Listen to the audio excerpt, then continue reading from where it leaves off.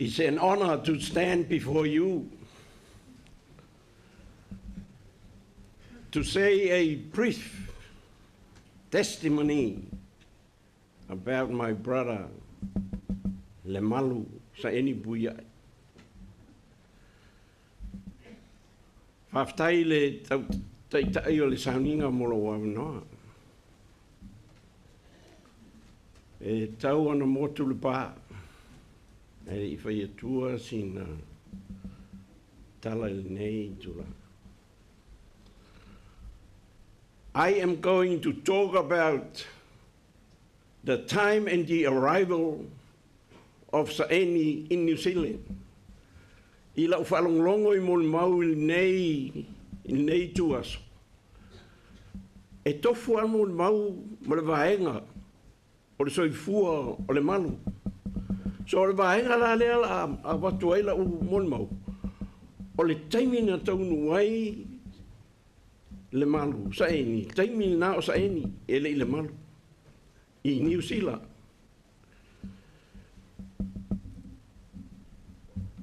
E irma anko Saeni Pamston no. Lua tausanga ta lua na au tau mai New Zealand. E sau Saeni. I'm sorry, I'll talk about Saeni and later on switch to Lemalu. Lua tausanga ini sau Saeni. Malanga mai ai nei wat sa o loi lois ta mai nu leo Pamston no. O inala na man no foi ma. Ma Saeni le maanko le.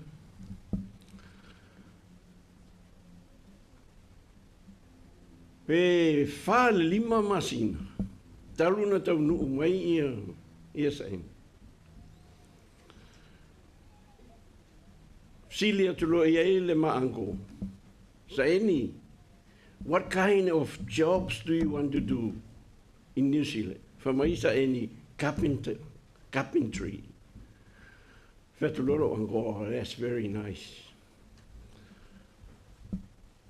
A mataroa va ai se company whaingalu ngai Saeni.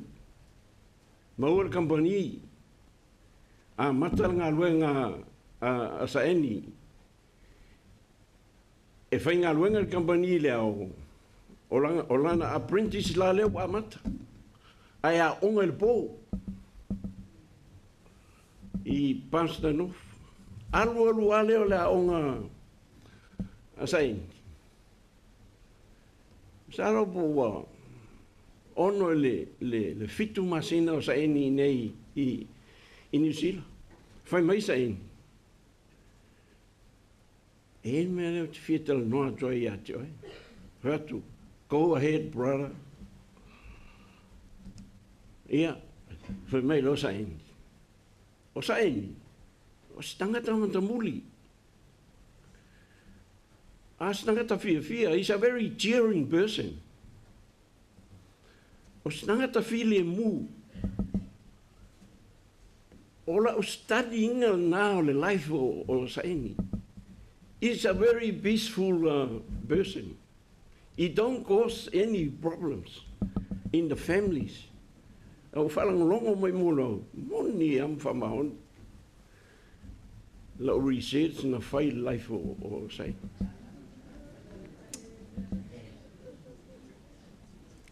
O stangata e o si ainga. A tupu se maliu po se whaolawe i le mato ainga. Pe o le Molimau le sa o le mato ainga, le fionga e ale ota. Le anu whai maila na Molimau. O le mato nuu i awa ona liu el tuspai. Yeah, I agree with that. Ale ngā oi o le nuu matau tia. So lai o kei atangata na liliu ina tu spaia. They already in heaven. Alo langa o avao. I feel sorry about it. I have to do something about it. Ono masina o Saeni i New Zealand. Le amate no foi la loi Ma nei le alu ala ngā luenga, ma nei le alu ala lana a onga il po. Fai mai loa, uso, e il me leo te fia tala noa e teo, e whatu, uso, tala noa mai. Wai, ma te potu, tasi an ma potu, ia ma le potu o le ma ango, ia ma siona whaltua. Ia, fai mai loa, ia il teine lei sa mua, whatu ea. E o te mana oi, o whatu, ok. Ale o sa New Zealand. Ea, se ten Samoa, mai, ai ten parangi le nei. Fai mai sai, le ai. I always try to make Saeni come away from the Samoan girl and find a Kiwi girl, ai. O whatu, e te lon mea leo tau mwhetu ea. E le ten parangi, e le aini whalaglafi. Au tātou Samoa, ana na wina, o lea monga sa tauru pea e alu e whai. Alua ia a tore tau sanga, ai nofo o whaturo, o tū maua mai. O lea e alu aro, lo mawhau i Samoa, whaturo. Lea me e ise me te manau te whai, mai mai o lea. Iwa oe leo o lua na iau tau sanga iau e nei ua. O le lopo e loa se upo e whai istamaitai. O whatu yes. I have too much experience for that. No, I'm telling the truth. 2 years, I have so much experience. O whatu rei ai. Oil na te ting. Mai. Ola whino seina. Oh, winga e tele ni antupe. Mai e faila to business. Oile ngoa. Mai o sia asiu o faturo o soi. Leila o suila lo ma fo. Leo e fai mai ni o saina. Winga tele antupe. E okay, manga ia langa. Ngai faila e asia. I Samoa. Mai. Lau ke hoa le pasi. Le a whalongolongo mai sia. Molimau saoa le whalongolongo mai sia. Mongi le mea. Ma ki o pasi la onga, ko mana onga. Ia nga le lua lu. Ai li whai se kara. Mai le aim se kara. Oi sol. Ko mura upu ke le me mangava le mwhai kau kala. Laku. Ia e soo mai e kia. O ke le maa whai se kei. La whai le, la whai kusi. Mai ia. Le alang o whaalongo mai I o ka ua koe lesi I whaiwhau lang Molimau le kusi. Koe le wapo whenga a ver kusi. Al kusi la lea nga mawhai a loma Saeni. E a misawa I asia. Le ropo o keu whaasu e nia e sia le kusi nga e o marikaimi ngei.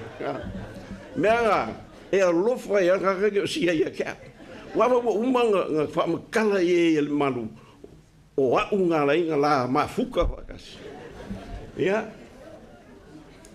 O whakuroa. Mai se, la whanka kusi.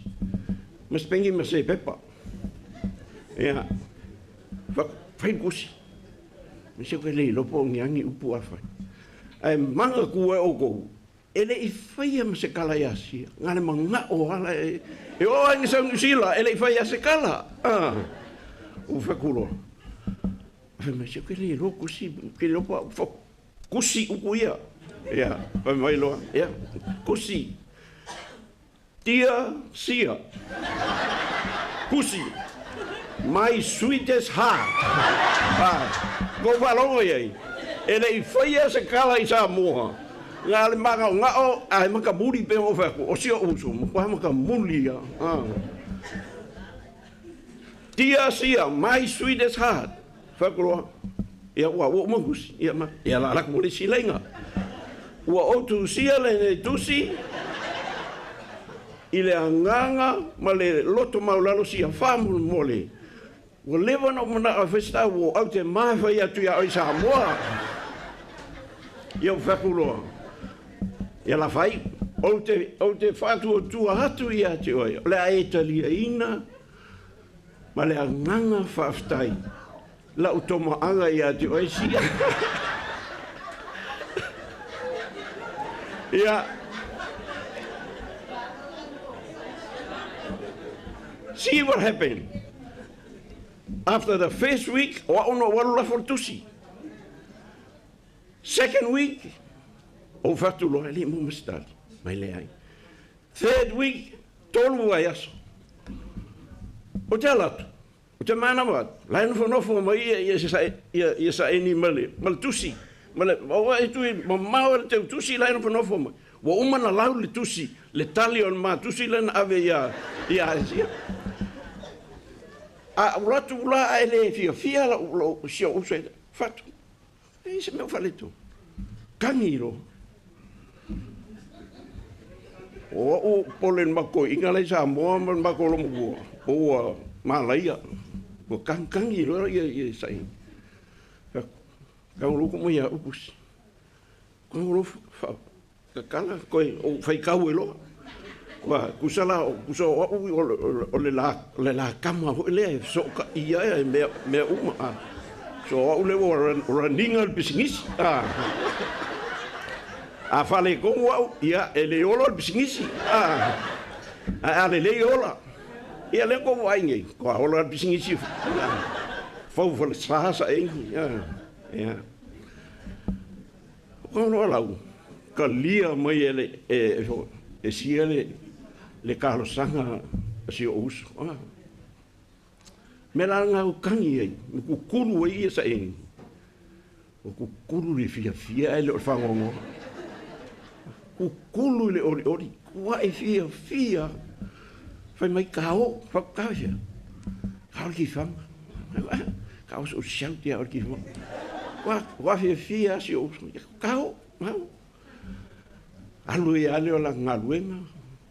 Fia i langa apprentice langa o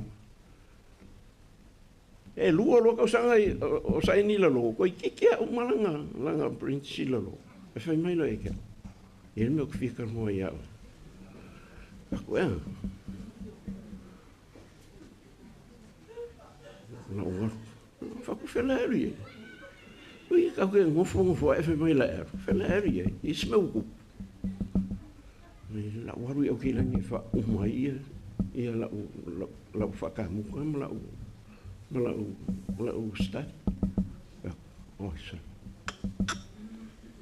ya mafka ni si lo mse because we were very close o fa kulo e isi mia fa piko la mai ai, whaku e au. O si ala voi au kila. O whaku. Whaku, ok. Ia, wo kangi loa. Wo kangi loa, wo kari mai leo kua. Ia, o kong whainga i nga whai ei. I le mea lai manga oai. Ko wai e le i lua la wangi. Ni ka mai ka kasianga o sia. No fai e ke hoki ngai a sia. Saulo ia sai o faku famai lo fa fer ka ang. On ma ang ko fai fa le kong. E ka o ngi la saulo ia mo ko kumu ki apolo. Faku o ke pole. Ka ki me ke fa foi foi. E ka penga o mea. Ka un ga ma olo fa e si usa mleva ale ia o fia ngi ia si o sau ia Saeni la fe o ia se ia o ainga kai mi fa i poi skala fia ngai i lo o langa ma lo kula i mai wa o ma Saeni sau Saeni o makua leleia o sai ai sau sai wa makanga waru fa New Zealand yo ka fa wale vo le se loku ma ia au ko fia fa onga inga ia so fu o Saeni e fau to build the temples for God Ako ai e le polkalame ngai sau a koe le lisi o falsa no fau e sai. Building. Fauina o fata fai tauranga e osi e tauranga e le atu. Thank you, brother. Well done. You've been working. You've done a lot for God. O se mun mabupule nei tula. Whamanuia le tua I whaltua ia sia. Pa io ainga e amas fo te tai o sauninga. Pa io le ofenga luenga. Whaltua. Wo mai masani. So I fua mai manuia.